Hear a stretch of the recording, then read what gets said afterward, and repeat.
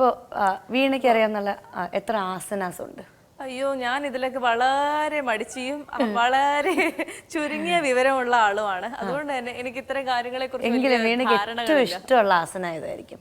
എന്താ ശവാസന എന്ന് പറഞ്ഞു ഞാൻ പ്രതീക്ഷിച്ചു. പക്ഷെ ശരിക്കും പറഞ്ഞാൽ ഏറ്റവും നല്ല ബുദ്ധിമുട്ടുള്ള ഒരു ആസനമാണ് ഈ ശവാസന എന്നുള്ളത്. കാരണം എന്താണെന്നറിയോ, നമ്മൾ ഈ ശവാസനത്തിൽ കിടക്കുമ്പോൾ 100% റിലാക്സേഷൻ ആണ് നമ്മൾ ഉറപ്പുവരുത്തേണ്ടത്.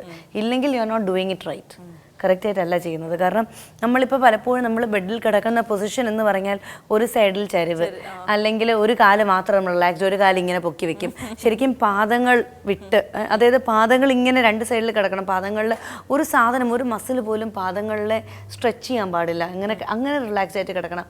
കൈകൾ മുകളിലേക്ക്, മനസ്സും റിലാക്സ് ആവണം അല്ലേ? ഒരുപാട് കാര്യങ്ങൾ ചിന്തിച്ചുകൊണ്ടിരിക്കുന്നതും ഇതൊരു ആസനത്തിലേക്ക് എത്തുന്നില്ല. അതെ. അതപ്പോൾ ശവാസനം പ്രാക്ടീസ് ചെയ്യുന്നു എന്ന് പറയുന്ന ഒരാൾ ശരിക്കും എന്താണ്, ഐബ്രോസിന്റെ നടുക്ക് ഫോക്കസ് ചെയ്ത്, അവിടെ ആജ്ഞാചക്രമുണ്ട് അത്രേ. അപ്പം ഐബ്രോസിന്റെ നടുക്ക് ഫോക്കസ് ചെയ്തുകൊണ്ട് ശാന്തമായി കിടക്കുന്ന ഒരു ആസനമാണ് ശവാസനം. വലിയ ട്രെയിനിങ് ഇല്ലാത്തതുകൊണ്ടായിരിക്കാം ഞാൻ അങ്ങനെ കൂടുതൽ ശ്രദ്ധിച്ചു കഴിഞ്ഞാൽ എനിക്ക് തലവേദന വരും. അതെ. പലർക്കും അങ്ങനെ ഒരു പ്രശ്നം ഉണ്ടെന്ന് ഒരു പോയിന്റിലേക്ക് കൂടുതൽ നേരം ഫോക്കസ് ചെയ്തുകൊണ്ടിരിക്കുമ്പോഴത്തേക്കും ഇത്തരത്തിലുള്ള അസ്വസ്ഥതകൾ തോന്നാനല്ലേ? അതെ. പക്ഷെ സാധാരണ ആയിട്ടുള്ള ആൾക്കാർക്ക് മെഡിറ്റേറ്റ് ചെയ്യാൻ, ഇപ്പൊ നമ്മളെ പോലത്തെ നമ്മളെല്ലാം ഹൈപ്പർ ആക്റ്റീവ് ആണ്. അപ്പോൾ നമ്മളെ പോലത്തെ ആളിന് മെഡിറ്റേറ്റ് ചെയ്യാൻ ഒരു സോഴ്സ് ഓഫ് ലൈറ്റ്, ഇല്ലെങ്കിൽ മെഴുകുതിരി, അല്ലെങ്കിൽ ഓം എന്നുള്ള വല്ല മന്ത്രമോ, അല്ലെങ്കിൽ എന്തെങ്കിലും ഒരു ഇത് കോൺസെൻട്രേറ്റ് എന്തെങ്കിലും ഒരു കാര്യം കേട്ടുകൊണ്ടിരിക്കണം, വേറൊരു ഡിസ്റ്റർബൻസസ് ഉണ്ടാകാതെ. അങ്ങനെയൊക്കെ മാത്രമേ നമുക്ക് മെഡിറ്റേഷൻ പറ്റാറുള്ളൂ. അപ്പോൾ അത്രയും കാര്യങ്ങൾ ഒക്കെ ഫോക്കസ് ചെയ്തുകൊണ്ട് നമ്മുടെ യോഗ ആസനാസ്, യോഗയ്ക്ക് ഏറ്റവും ആവശ്യമുള്ള ഘടകം തന്നെ ഫിറ്റ്നസ് മെയിൻറ്റെയിൻ ചെയ്യും. നമ്മളിപ്പോൾ ഫിറ്റായിട്ടുള്ള ഒരാളാണെങ്കിൽ നമുക്ക് കുറേ നേരം മെഡിറ്റേറ്റ് ചെയ്യാൻ കഴിയും. മെഡിറ്റേഷന്റെ അങ്ങേയറ്റമാണ് മുക്തി. അത് ശരി. അപ്പോൾ യോഗ ട്രെയിനർ ഇങ്ങനെ യോഗയെ കുറിച്ച് നിർത്താതെ സംസാരിച്ചുകൊണ്ടേ ഇരിക്കുകയാണ്. നമുക്ക് അടുത്ത സെഗ്മെന്റിൽ പോയി തിരികെ വരാം. അടുത്ത സെഗ്മെന്റ് ഫെങ് ഷുയി.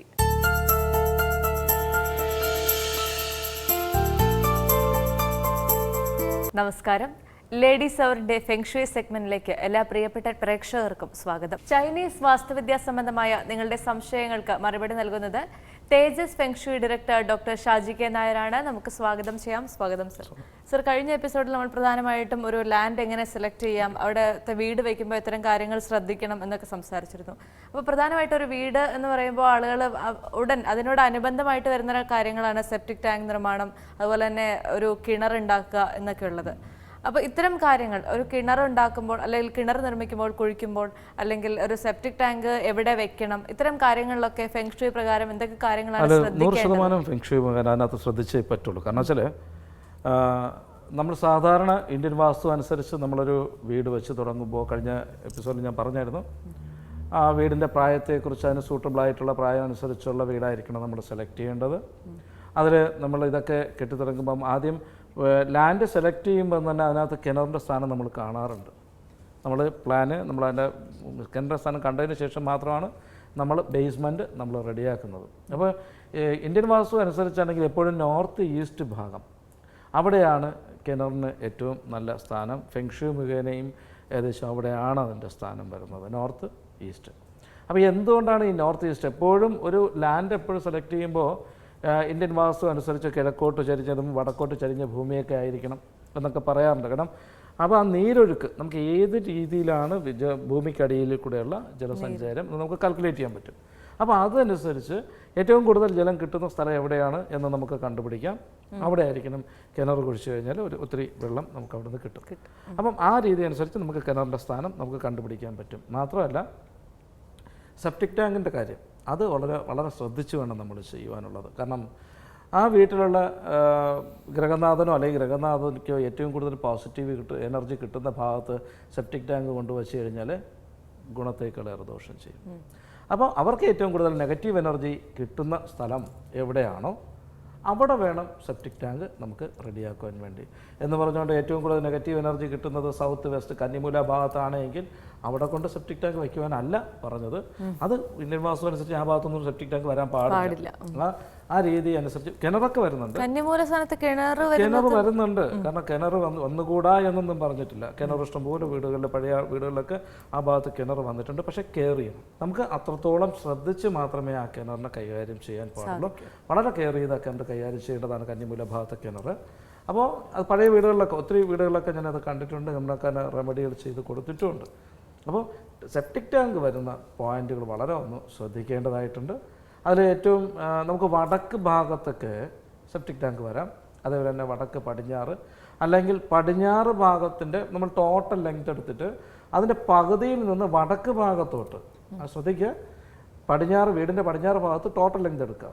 അതിൻ്റെ പകുതിയിൽ നിന്ന് വടക്ക് ഭാഗത്തോട്ട് അവിടെ എവിടെയെങ്കിലും വേണമെങ്കിലും സെപ്റ്റിക് ടാങ്ക് നമുക്കെടുക്കാം. അതേപോലെ തന്നെ വടക്ക് ഭാഗത്തിൻ്റെ, അതായത് വടക്ക് ഭാഗത്ത് നിന്ന് ടോട്ടൽ ലെങ്ത് എടുത്തിട്ട് അതിൻ്റെ പകുതിയിൽ നിന്നും പടിഞ്ഞാറ് ഭാഗത്തോട്ട്, അത് വടക്ക് പടിഞ്ഞാറ് ഭാഗത്തൊക്കെ സെപ്റ്റിക് ടാങ്ക് എടുക്കുന്നത് ഏറ്റവും നന്നായിരിക്കും. മാത്രമല്ല ഇപ്പോൾ എല്ലാ വീടുകളിലും തെക്ക് ഭാഗത്താണ് അത് എടുക്കാറ്. തെക്ക് ഭാഗത്തെടുക്കുമ്പോൾ പല വീടുകളിലും ടോയ്ലറ്റും ഇതേപോലെ തന്നെ സെപ്റ്റിക് ടാങ്കൊക്കെ തെക്ക് ഭാഗത്ത് ഇഷ്ടംപോലെ കാണാറുണ്ട്. പക്ഷേ അതിനൊരു ദോഷം സംഭവിക്കുന്നത് പറയുമ്പോൾ തെക്കെന്ന് പറയുമ്പോൾ പിതൃക്കളുടെ തട്ടാണ്. എപ്പോഴും നമ്മൾ ആ പിതൃക്കളെ, അല്ലെങ്കിൽ അങ്ങനെയുള്ള പിതൃക്കളൊക്കെ നമ്മൾ ആരാധിക്കണം എന്ന് വെച്ചാൽ നിന്ദിക്കാൻ പാടില്ല. ആരാധിച്ചില്ലെങ്കിലും നിന്ദിക്കാൻ പാടില്ല എന്ന് അതെ അതെ ആ ഒരു രീതി അനുസരിച്ച് നമ്മൾ നോക്കുമ്പോൾ ആ ഭാഗത്ത് കൊണ്ടുവച്ച് കഴിഞ്ഞാൽ അവരുടേതായിട്ടുള്ള ദോഷഫലങ്ങൾ നമുക്ക് കിട്ടും. അതായത് ഈ ഫെങ്ഷുയി മുഖേന പറയുകയാണെങ്കിൽ പ്രശസ്തി എന്ന് പറയും, നമ്മൾ എടുക്കുന്ന എഫേർട്ടിനനുസരിച്ചുള്ള റിസൾട്ട് കിട്ടാത്തൊരവസ്ഥ നമുക്ക് അവിടെ ഉണ്ടാവും. നമ്മൾ ഒത്തിരി കഷ്ടപ്പെടും. അത് ഞാൻ സാറിനോട് ചോദിക്കാൻ വരായിരുന്നു. അതായത് നമ്മളിപ്പോൾ ഒരു തെറ്റായ ദിശയിൽ ഇപ്പൊ ഇത്തരം കാര്യങ്ങളെല്ലാം എല്ലായ്പ്പോഴും നമുക്ക് ശ്രദ്ധയാവണമെന്നില്ല. ഇതിപ്പോൾ ഇത്തരത്തിൽ ഇങ്ങനെ ഫെങ്ഷുയി അറിവില്ലാത്തവർ പലയിടത്ത് വെച്ചെന്ന് വരാം.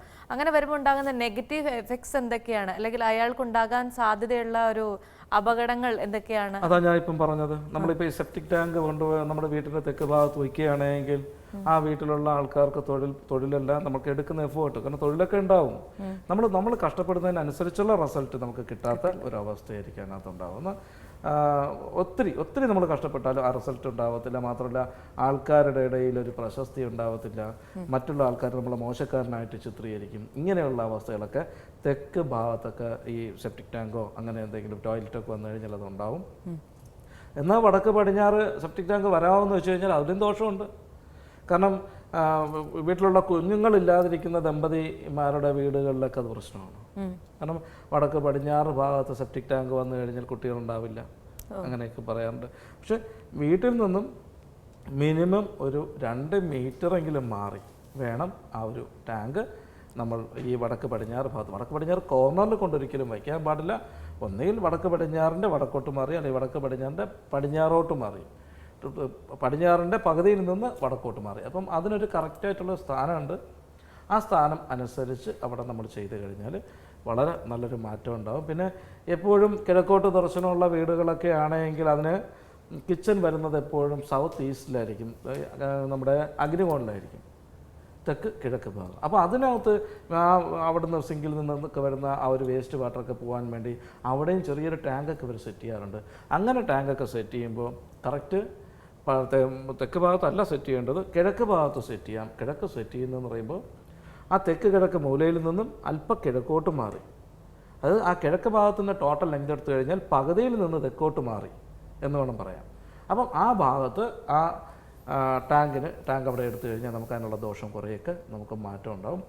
ക്ലിയറായിട്ട് കൊണ്ടുവന്നവരെ കിഴക്ക് ഭാഗത്ത് വെച്ച് കഴിഞ്ഞാൽ നമുക്ക് ദോഷം ഉണ്ടാവാം, അസുഖങ്ങൾ കൂടുതലായിട്ടുണ്ടാവാൻ ചാൻസ് ഉണ്ട്. എന്നാൽ തെക്ക് കിഴക്ക് കോർണറിൽ വെച്ച് കഴിഞ്ഞാലും സാമ്പത്തികം കയ്യിൽ നിന്ന് നഷ്ടപ്പെട്ടു പോകാനുള്ള ചാൻസും കൂടുതലായിട്ട്. അത് ഇന്ത്യൻ വാസ്തു അനുസരിച്ച് ഫെങ്ഷുയി മുഖേന അങ്ങനെയാണ് അതിൽ പറഞ്ഞത്. കാരണം ഇന്ത്യൻ വാസ്തു അനുസരിച്ച് അഗ്നിയാണ് അവിടുത്തെ ഇത് നാഥൻ.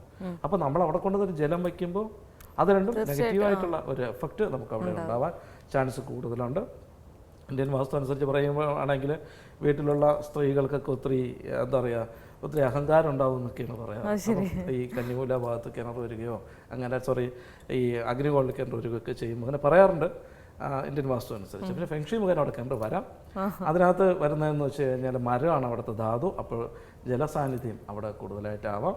അപ്പോൾ ഇങ്ങനെയുള്ള കാര്യങ്ങളൊക്കെ നമ്മളൊന്ന് ശ്രദ്ധിക്കണം. എപ്പോഴും കുറേ കാശ് കയ്യിലുണ്ട്, നമുക്ക് പെട്ടെന്നൊരു വീട് വയ്ക്കാം എന്ന് പറഞ്ഞുകൊണ്ട് എടുത്തു ചാടിയൊന്നും ചെയ്യാതെ നല്ല രീതിയിൽ നോക്കി നമ്മളത് ചെയ്തു കഴിഞ്ഞാൽ നമുക്ക് വളരെ നല്ലൊരു ഇതാണ്. കാരണം ഒരു മനുഷ്യൻ്റെ ജീവിതത്തിൻ്റെ 45% സ്വന്തം വീട്ടിലാണ് നമ്മൾ നിൽക്കുന്നത്, ചെലവഴിക്കുന്നത്. ആ വീട് ചിലവഴിക്കുന്നത്. ആ വീട് നമുക്ക് സൂട്ടബിൾ ആയല്ല എങ്കിൽ പിന്നെ ഒരാളൊരു ജീവിതത്തിൽ ഒരു വീടാണല്ലോ മിക്കവാറും എല്ലാവരും തന്നെ വെക്കുന്നത്. അതിന് ആ വീട് നമുക്കിപ്പം എന്തുകൊണ്ടാണ് പറയാൻ കാരണം എന്ന് വെച്ച് കഴിഞ്ഞാൽ നമ്മളിപ്പം ഉറങ്ങുകയാണ്, രാവിലെ എണീക്കുമ്പോൾ നമുക്കുണ്ടാകുന്ന മൂഡാണ് അന്നത്തെ ദിവസത്തെ കംപ്ലീറ്റ് കൊണ്ടുപോകുന്നത്. അപ്പോൾ അത് അനുസരിച്ച് നമ്മൾ നോക്കുമ്പോൾ ആ നല്ലൊരു പോസിറ്റീവ് എനർജിയോട് കൂടി നമ്മൾ എണീച്ച് കഴിഞ്ഞാൽ മാത്രമേ അന്ന് നമ്മൾ ചെയ്യുന്ന കാര്യങ്ങളെല്ലാം സക്സസ് ആവത്തുള്ളൂ. നമ്മൾ എണീക്കുമ്പോൾ ഒരു വല്ലാത്തൊരു നെഗറ്റീവ് എനർജി ആണെങ്കിലോ അന്ന് ചെയ്യുന്നതെല്ലാം നെഗറ്റീവായിട്ടുള്ള എഫക്റ്റ് ആയിരിക്കും ഉണ്ടാവുക. അതുകൊണ്ട് എപ്പോഴും നമ്മളൊന്ന് ശ്രദ്ധിച്ച് കൈകാര്യം ചെയ്യണം. വീട് വയ്ക്കുമ്പം വളരെ ശ്രദ്ധിക്കേണ്ടതാണ്. കൂടുതലായിട്ട് നിങ്ങൾക്ക് എന്തെങ്കിലും സംശയങ്ങളോ കാര്യങ്ങളോ ഉണ്ടെങ്കിൽ നിങ്ങളുടെ വീട്ടിൽ താമസിക്കുന്ന എല്ലാവരുടെയും ഡേറ്റ് ഓഫ് ബർത്തും വീടിൻ്റെ ദർശനം എങ്ങോട്ടാണെന്ന് നോട്ട് ചെയ്തതിനു ശേഷം എന്നെ വിളിക്കുക.